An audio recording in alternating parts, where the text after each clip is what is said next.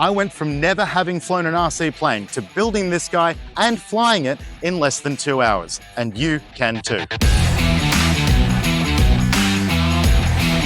Hey there, Aaron again from Hobbies Direct. Now, I'm a car guy. Anything with 4 wheels and I'm all about it. I've driven a couple of boats, but they're basically just like water cars. I've never flown a plane though. Luckily, there's quite a few styles of beginner RC planes available today, and it's easier than ever to get into flying. Beginner planes are usually referred to as trainers, like the FMS Easy Trainer, or even Super Easy Trainer. What I chose though was an FMS Ranger, because well, look at it, it looks awesome. But it's not just good looking, this is a proper piece of kit.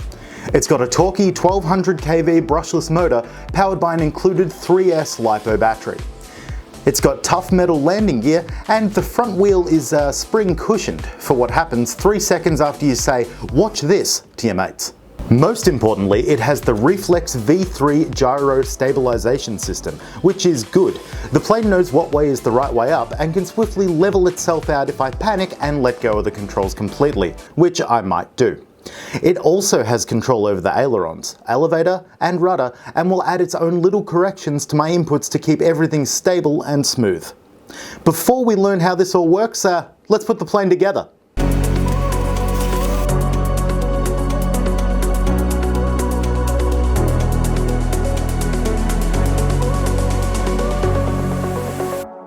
There's a few screws and linkages to go in, and some cool twist locks. FMS says assembly is around a 5 to 10 minute process, but through the power of montage, the plane is ready to go.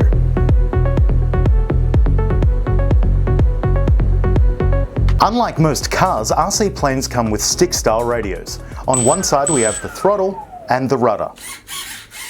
The front wheel also steers with the rudder.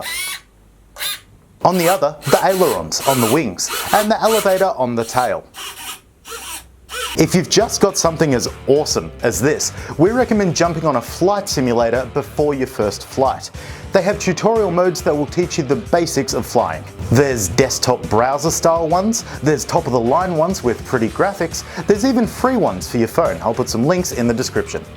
I did about an hour of simulator flying, and after a rough first few minutes, I started to get better. It all started to make sense. I got a feel for how to turn and how to maintain altitude, and I even landed a couple of times. Thing is though, the simulators are just like a basic video game. They're great for teaching you the mechanics and to get a feel for flight, but we're here to actually fly in the real world. For that, we need a nice, quiet, open space.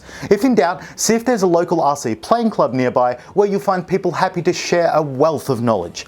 Luckily, we do have a big open field nearby. So with the batteries charged, everything tested and talking to each other in the right direction, and quite a bit more wind than would have been ideal, it was time to fly.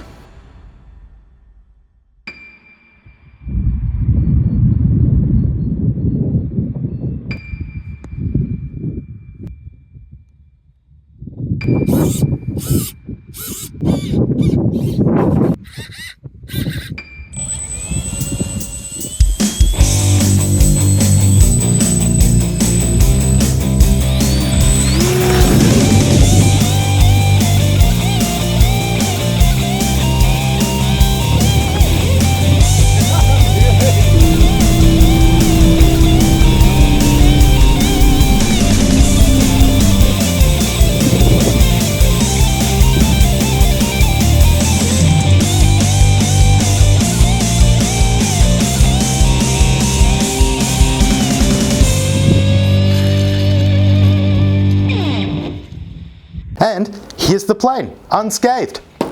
I even get to add an RC pilot's license to my credentials. Flying is awesome. Sure, I've driven RC cars lots before and a couple of boats, but yeah, flight is kinda special. So if you want to bring out your inner pilot, hit up the plane section on hobbiesdirect.com.au and you'll have a smile on your face and you won't regret it. There's a bunch of links in the description of helpful stuff like zoning and guidelines and places to fly. The bug has definitely bit, so we'll be doing a much more in-depth flight video in the future. Thank you so much for watching. I'm going for another fly, so see you in the next video. Bye!